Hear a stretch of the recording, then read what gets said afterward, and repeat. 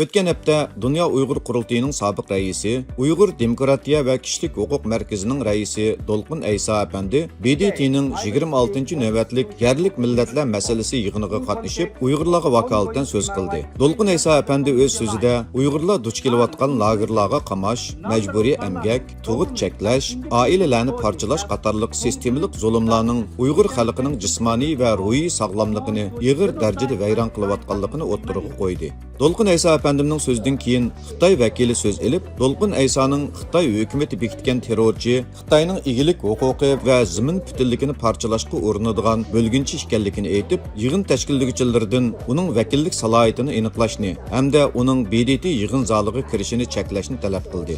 Ziyoratimizni qabul qilgan Dolqin Aysa apandim Xitoyning bu xil to'sqinliklari va bo'htonlarining hech qachon to'xtab qolmaganligini bildirib, o'zining xalqaro sahnalardagi har qanday fursatdan foydalanib Uyg'ur masalasini anglitishga davomli tirishadiganligini bildirdi.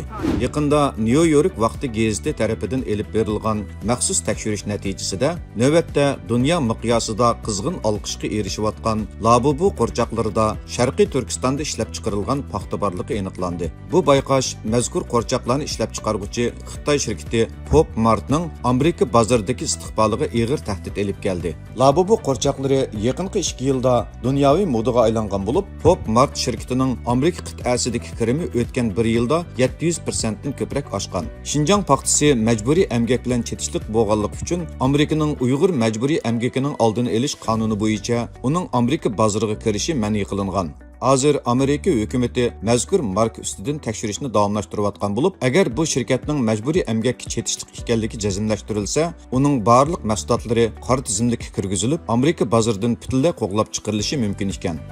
Yaqinda tilshunos va yozuvchi Abduvali Ayubning chet ellarda cho'ng bo'layotgan Uyg'ur farzandlari uchun maxsus tayyorlagan Uyg'urcha qal'a nomli yangi kitobi nashr qilinib, o'qirmanlar bilan yuz ko'rishdi. Bu asar o'zining o'zgacha til uslubi va ma'arif qimmati bilan Uyg'ur ona til ma'rifidagi muhim bir bo'shliqni to'ldirdi deb qaralmoqda. 120 betlik bu kitapta kundalik turmush buyumlaridan tortib, ming uy, mangu tosh qatorliq tarixiy madaniyat miroslargacha bo'lgan keng mazmunli oddiy so'zlar bilan tasvirlangan. Dunyoning har qaysi joylaridagi Uyg'ur bolalarining barobar foydalanishi ko'zda tutilib, kitob Uyg'ur yoziqi bilan Latin yoziqida tayyorlangan. Amerika Mehribon ona Uyg'ur tili maktabining mudiri Surayya Qashqari Sharqiy Turkistonda Uyg'ur tili cheklangan mushundaq bir ahvolda bundaq kitoblarning nashr qilinishining Uyg'ur tilini saqlab qolishda to'liq muhimligini ta'kidladi.